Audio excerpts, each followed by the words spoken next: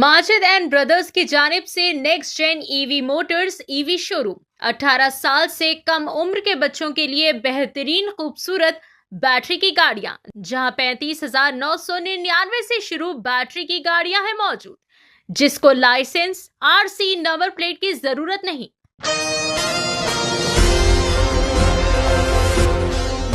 Bollywood film समर्पित fathers love का poster शानदार अंदाज में किया गया लॉन्च। इस खुसूसी मौके पर फिल्म के डायरेक्टर अफशान खान और अदाकार अंकित यादव मौजूद रहे। फिल्म समर्पित फादर्स लव एक बाप की कुर्बानी, मोहब्बत और बेलौस जज्बात पर मबनी कहानी है, जिसमें एक वालिद अपने बच्चों के लिए खामोशी से हर मुश्किल, हर दर्द बर्दाश्त करता है और अपनी खुशियों को कुर्बान कर देता है। पोस्टर लॉन्च तकरीब में फिल्म की पूरी टीम ने मीडिया से गुफ्तगू की और फिल्म के मुख्तलिफ पहलुओं पर रोशनी भी डाली। डायरेक्टर अफशान खान ने कहा कि ये फिल्म हर उस वालिद के नाम है जो अपने बच्चों की खुशियों के लिए अपनी ख्वाहिशात कुर्बान कर देता है। हमें यकीन है कि ये कहानी हर देखने वाले को दिल को छू लेगी। अदाकार अंकित यादव ने भी अपने जज्बात का इजहार करते हुए कहा कि इस फिल्म में काम करना मेरे लिए एक इंतहाई ज़्यादा जज्बाती तजुर्बा रहा। बाप और बेटे के रिश्ते को निहायत ही ज़्यादा खूबसूरती और हकीकत के साथ पेश किया गया है। फिल्म का पोस्टर सोशल मीडिया पर भी तेज़ी से वायरल हो रहा है। शायकीन की जानिब से मुस्बित रद्द-ए-अमल सामने आ रहा। फिल्म के मेकर्स ने बताया कि बहुत जल्द फिल्म की रिलीज डेट का भी बाज़ाब्ता तौर पर ऐलान कर दिया जाएगा, जिसका फैंस बेसब्री से इंतज़ार कर रहे हैं। पेश है महाराष्ट्र मुंबई से नुमाइंदा रिपोर्टर रियाज अहमद की एशियन टीवी न्यूज़ चैनल के लिए खास रिपोर्ट। की बात करें, इसकी जर्नी की बात करें, इसकी स्टोरी आई कहाँ से, इसके ऊपर फिल्म बनाने का विचार कैसे आया, इसके बारे में कुछ डिटेल में बताना चाहेंगे हमारे दर्शकों को। जी सर, समर्पित एक कॉमन है जो हर घर की कहानी है, समझ लीजिए। मतलब एक बाप जो सारी ज़िंदगी स्ट्रगल करता है अपने परिवार को, अपने बच्चों को और आगे बढ़ाने के लिए, तो कहीं ना कहीं उसको भी आप रिस्पेक्ट दें, जो कि आजकल मुझे लगता है लैक है। आजकल के बच्चे ज़्यादा रिस्पेक्ट नहीं करते हैं। उनको ऐसा लगता है कि इन्होंने हमारे लिए किया ही क्या है लाइफ में। कुछ भी बात होती है तो वो यही बोलते हैं कि मुझे आपके साथ नहीं रहना है, आपने मेरे लिए क्या किया है। तो कहीं ना कहीं हमने वो स्ट्रगल दिखाने की कोशिश की है जो हर एक बाप करता है अपने परिवार के लिए, अपने बच्चों के लिए। अंकित जी, आपसे सवाल बनता है, आपकी एज को देख के लगता तो नहीं आपको कोई बेटा होगा। जब पिता की भूमिका निभा रहे थे आप, तो जहन में किस किरदार को देखकर आप इस तरह का रोल कर रहे थे? एक पिता इस तरह से हो सकता है। आपके लुक की बात की जाए तो बहुत ही बढ़िया लुक है। तो लुक की प्रेरणा डायरेक्टर साहब से मिली, कैसे हुआ, उसके बारे में थोड़ा डिटेल बताइए। लुक की भी एक जर्नी है, और जब हम ये लुक बना रहे थे तो उसमें मेन भूमिका तो हमारे डायरेक्टर साहब की थी। जब भी हम लुक करते थे तो हमें 1.5 से 2 घंटा, क्योंकि हमारी शेड्स जो आप देख रहे हो हमें डाउन करने पड़ते थे, 1.5-2 घंटा हमें मेकअप में जाता था। फिर हम उसके बाद ये जो भी आपके सामने रिजल्ट है वो निकल के आया है। और ये मतलब इवन तो सबकी सेम ही कहानी है। आप कहीं भी जाएंगे आप देखेंगे घर वालों को, तो आपसे देखा होगा कि बेटे हमेशा अक्सर अपने बाप से पूछते हैं कि आपने मेरे लिए किया क्या है। तो इस फिल्म में हमने वो एक प्रॉपरली हमने जताया है, दिखाया है और शूट किया है।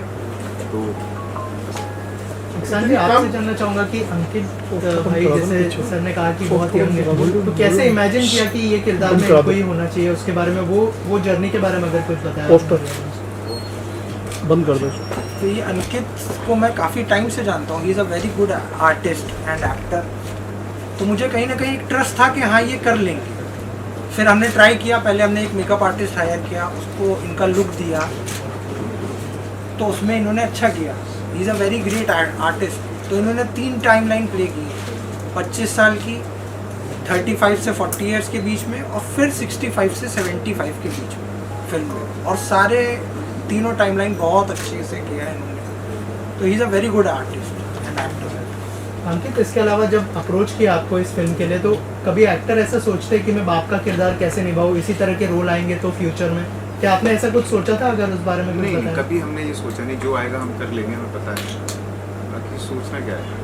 और एज ए एक्टर क्या क्या तैयारी करनी पड़ी इस किरदार के लिए? एज एन एक्टर हमने हर 1.5-2 महीने हमने इसके लिए वर्कशॉप्स किए थे, और एहसान भाई के साथ ही हम वर्कशॉप्स करते थे। बाकी फिल्म का आउटपुट बहुत अच्छा निकल के आया है इसमें।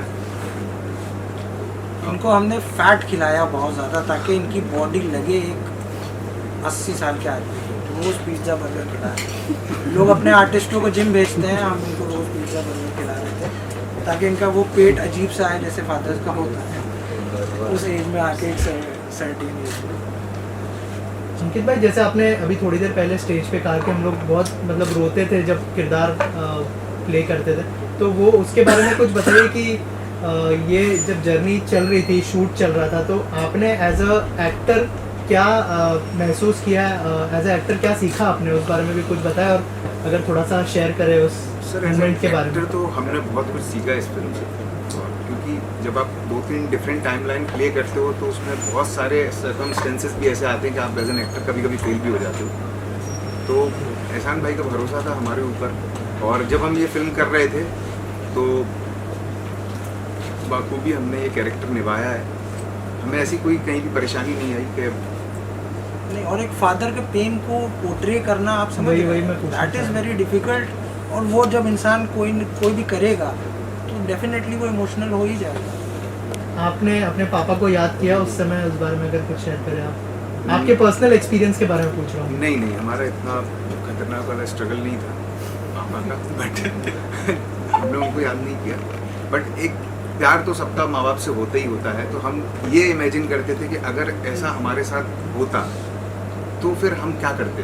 तो वहाँ पर पोर्ट्रे किया और बहुत अच्छा रिजल्ट निकल के आया। संजय, इस अंकित के अलावा बहुत सारे एक्टर्स भी है फिल्म के अंदर, उनके बारे में अगर कुछ आप बताना चाहें हमारी ऑडियंस को। जया जी है फिल्म के अंदर। हाँ, फिल्म में जया भट्टाचार्य मैम है, बहुत सपोर्टिंग है। उनको मैंने जब सुनाया तो वो पूरा टाइम बोली कि नहीं मैं यही करूँगी। उसके अलावा जावेद हैदर हैं, देव व्यास करके हैं, एक एक्टर हैं, अच्छे हैं, वेब सीरीज़ कर रहे हैं काफ़ी। प्रशिका वर्मा है, जिसको हम प्रशिका शर्मा है, जो हमारी हीरोइन है,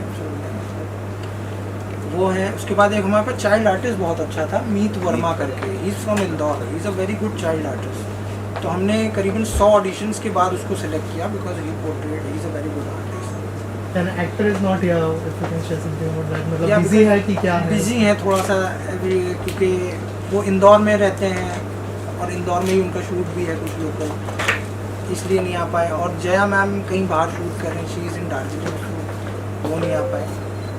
और सर, फिल्म को कब रिलीज करने का प्लान है, उस बारे में कुछ बताया आपको? 19 जून को हम प्लान कर रहे हैं, क्योंकि फादर्स डे भी ऐसे 21 को है। 21 को फादर्स डे है, तो एक फादर को ट्रिब्यूट करने के लिए। ओके, और कुछ कहना ऐसा चाहेंगे ना audience? एक सवाल बनता है, फिल्में कहीं ना कहीं एंटरटेनमेंट का बहुत इम्पोर्टेंट रोल प्ले करती है, तो आपकी फिल्म में एंटरटेनमेंट और ग्लैमर कितना है, उसके बारे में कुछ बताएं। देखिए सर, हमारी मूवी तो रूलर है, लेकिन हमने उसमें ऑडियंस के पॉइंट ऑफ व्यू से सारे एक तरह से रस डाले हैं ताकि ऑडियंस बोर ना हो। क्योंकि जब ऐसी इमोशनल मूवी होती है तो आप ऑडियंस को सिर्फ रुला नहीं सकते, ऑडियंस एक पॉइंट पे बोर हो जाती है। तो इसलिए हमने जो बेटे का कैरेक्टर डाला है, उसकी वाइफ का कैरेक्टर, गर्लफ्रेंड का कैरेक्टर डाला है, उसकी कॉलेज लाइफ जो डाली है, जो बहुत इंटरटेनिंग है, जो आपको हंसाएगी भी, रिलीफ भी देगी और कहीं ना कहीं कनेक्ट करेंगे आप उससे। फिल्म की म्यूजिक की बात की जाए तो फिल्म की म्यूज़िक अग्नि ने इसमें म्यूजिक दिया और शाहिद माल्या ने इसमें सॉन्ग गाया है, और फराज अहमद की भी म्यूज़िक है इसमें। दो म्यूज़िक डायरेक्टर्स हैं। टोटल कितने गाने फिल्मों में किस मूड के हैं? एक रोमांटिक है सर, और एक हमारा टाइटल ट्रैक है। आज एक आपने नई फिल्म की भी अनाउंसमेंट कर दी, उसके बारे में कुछ रोशनी डालना चाहेंगे अगर आपको? जी सर, हम उसको जुलाई से उसको स्टार्ट कर रहे हैं सर। वो एक प्योर गैंगस्टर मूवी है, ऑरा टाइटल है उसका, जो हम अंकित के साथ ही शुरू कर रहे हैं इसी बैनर के थ्रू, नैशा फिल्म्स के थ्रू। तो वो भी बहुत इंटरेस्टिंग है। डीओपी सर भी यहाँ पर है। सर, अगर कुछ बताएं कि सर ने क्या विजन, सर के विजन को आपको जो है पर्दे पर लाना था आपके कैमरे के थ्रू, कुछ कहना चाहेंगे कि कैसा एक्सपीरियंस रहा आपका सर के साथ काम करने में? एक डायरेक्टर को क्या चाहिए, वो एक डीओपी, एक मतलब वो जो पर्दे पे दिखाना है, तो मेन वो है। कोई ना, ठीक है। मतलब एक विजन जो होता है कि अगर डायरेक्टर अगर उसको मतलब क्या बोलते हैं उसको, सीन चाहिए, सीन कैसा है, मूड क्या है, उस मूड के हिसाब से लाइटिंग होती है, उसी हिसाब से आपका डिसाइड होता है कि कैसे क्या करना है, शूट किया है। तो वो एक बोलता है कि ट्यूनिंग होती है, वो ट्यूनिंग बहुत इम्पोर्टेंट है। अगर वो ट्यूनिंग नहीं होगी तो फिर ये बोलते हैं ना, कभी नहीं मतलब जमेगा नहीं। सही बात है। तो मैम आप कुछ कहना चाहेंगे फिल्म को लेके, कितने एक्साइटेड हैं और मैं कैसा एक्चुअली एक्सपीरियंस है? बहुत ज़्यादा एक्साइटेड थी जब मैंने ये पूरा स्टोरी जब मैंने पढ़ा लिखा उसको, उसके बाद मैं बहुत ज़्यादा एक्साइटेड थी। मैं हर बार भाई से बोलती थी कि भाई लाइक लिख दिया था स्टोरी कब से स्टार्ट करना है। मैं बहुत ज़्यादा बोलती थी कब से आप लोग शूटिंग कर रहे हैं। तो मैं ना उस टाइम पे जॉब करती थी, तो जब इनका शूट स्टार्ट हुआ तो I was left my job because मुझे ऑल टाइम सेट पे रहना था, मुझे वो सब देखना था। तो मैंने सब वहाँ पे जाके देखा। तो जब मैंने स्टोरी खाली मैं शूटिंग टाइम पे देख ही रही थी तो मैं इतना इमोशनल हो जाती थी सीन में, बिकॉज एक्टर्स इतने अच्छी एक्टिंग करते थे कि आई लाइक कि यार ये रियल में इतना अच्छा एक्ट कर रहे हैं, तो जब मैं इसको टीवी पे देखूंगी तो क्या होगा।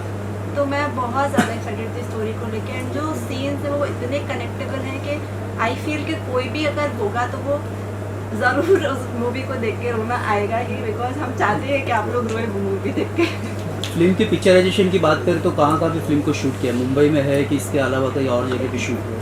हमने इसको शूट किया है सर झांसी यूपी में, उत्तर प्रदेश में, ऑलमोस्ट 60%, और 20% हमने झांसी के और यूपी और एमपी के बॉर्डर पे एक गांव है बनवास करके, वहाँ पर शूट किया है हमने। और बाकी 10% हमने मुंबई में किया है, थोड़ा सा स्टूडियो वर्क और हमारे सॉन्ग से रिलेटेड। एक गांव की कहानी है सर ये? बेसिकली गांव की कहानी नहीं है सर, ये एक बाप बेटे की कहानी है जो गांव से शुरू होती है, उसके स्ट्रगल से। फिर हम आ जाते हैं आज के ज़माने में, कॉलेज में, एक हाईटेक मेट्रो सिटी में, फिर ऐसा है। किसी को कुछ पूछना है? सर लास्टली क्या यूएसपी होगी, लोगों को क्यों देखनी चाहिए फिल्म, उसके बारे में अगर कुछ बताया आप हमारी ऑडियंस को, और क्या मैसेज देना चाहेंगे? ऑडियंस को मैं यही कहना चाहूँगा कि माँ के ऊपर सारी बहुत फिल्में बनी हैं, बाप कम बोलते हैं और ज़्यादा प्यार नहीं जताते हैं। तो ये मूवी बाप के लिए डेडिकेटेड है। अगर आप अपने फादर को प्यार करते हो जो हर इंसान करता है, तो आप ये मूवी ज़रूर देखो ताकि आपके दिल में उनके लिए रिस्पेक्ट बढ़े और आपको समझ में आए कि फादर का क्या, कैसे लव पोर्ट्रे करता है, क्योंकि फादर लोग जल्दी नहीं दिखा पाते हैं अपना love. Thank you so much. क्या शुभकामनाएं देना चाहेंगे और फिल्म के बारे में क्या कहना चाहेंगे सर? और फिल्म के बारे में तो ऐसा है कि अभी तो मैं देखूंगा प्रीव्यू, लेकिन जितना मैंने सुना है कि ये एक तीन जनरेशन की कहानी है, तो it sounds very good, interesting, और अब देखने के बाद नहीं बता पाऊंगा क्या है। विक्रम सर आपसे जानना चाहूँगा कि क्या कहना चाहेंगे फिल्म के बारे में, क्या शुभकामनाएं होंगी पूरी स्टारकास्ट के लिए? क्या है कि जब नए बच्चे लोग खड़े होते हैं, नए लोग जब काम करते हैं, तो उनको हौसला तो देना ही चाहिए, क्योंकि खड़े हो रहे हैं अभी वो और कोशिश अपनी कर रहे हैं। फादर के ऊपर फिल्म बनना बहुत कम लोग बनाते हैं, क्योंकि पूरी दुनिया में बोलते हैं माँ के पैरों के नीचे जन्नत है, लेकिन कोई ये नहीं बताता है कि जिस जन्नत में तुम घुसने वाले हो उसका दरवाज़ा बाप होता है, फादर है। और फादर को क्या लगता है बच्चों को कि यार ये तो बस शाम में आएंगे थके आ रहे, डैडी ये चाहिए, डैडी वो चाहिए, तो कमाने की मशीन जैसा हो जाता है बाप। खुद बूढ़ा होता जाता है, बच्चे को जवान करता जाता है। अब जब उसको वो उंगली पकड़ के जो बच्चे को चलाया था उसने, जब उसको उस उंगली की ज़रूरत होती है तो बच्चा नहीं देता। तो उसको अगर खूबसूरती से किसी ने भी पोर्ट्रेट किया, जो इन बच्चों ने बहुत अच्छे से किया है, तो हर आदमी को वो टच करेगा, उसको समझ में आएगा कि नहीं यार ये इमोशन बहुत ज़रूरी है, बाप को समझना बहुत ज़रूरी है। माँ के साथ तो है ही है, 9 महीने पुराना रिश्ता है माँ के साथ, लेकिन बाप जो है वो नहीं। विक्रांत सर आप क्या कहना चाहेंगे, इतने लोग सपोर्ट करना है आपको, सर है? बस सर सबका आशीर्वाद है। मैंने संजय सर को भी असिस्ट किया है, मैंने विक्रम सर को भी असिस्ट किया है, तो कहीं ना कहीं ये मेरे आइडल्स हैं, मतलब गुरु हैं। बहुत सीखा है इनके साथ, कहीं ना कहीं इन लोगों से सीख करके ही अब अपनी बनाई है। इनकी फिल्में देखते हुए आ रहे हैं शुरुआत से, इनकी भी सर की भी, तो बहुत सीख करके फिर हम लोगों ने ये फिल्म बनाई। Thank you sir. 18 साल से कम उम्र के लड़के और लड़कियों के लिए अजीम पेशकश। हैदराबाद दक्कन में एक नुमाया नाम माजिद एंड ब्रदर्स की जानिब से Next Gen EV Motors EV showroom जो बहादुरपुरा चौराहा किशनबाग रोड हैदराबाद में मौजूद है, जहां पर आपकी ख्वाहिश के मुताबिक 18 साल से कम उम्र के बच्चों के लिए बेहतरीन और खूबसूरत बैटरी की गाड़ियां मौजूद, जिसको लाइसेंस आरसी नंबर प्लेट की जरूरत नहीं है। इस गाड़ी को कम उम्र लड़के लड़कियां स्कूल और कॉलेज के लिए इस्तेमाल कर सकते हैं। इनके अलावा औरतें और सीनियर सिटीजन भी इस्तेमाल कर सकते हैं, जिसमें 10 ता 12 मॉडल्स दस्तयाब है, जिसकी कीमत सिर्फ 35,999 से शुरू होकर 86,999 पर खत्म होती है, जिसमें मोटर और कंट्रोलर की वारंटी 2 साल है, बैटरी चार्जर की वारंटी 1 साल है। ये तमाम models Next Gen Motors Bahadurpura पर मौजूद है। मजीद तफसीलात के लिए 9246109197 या फिर 9246209197 पर रब्त करें।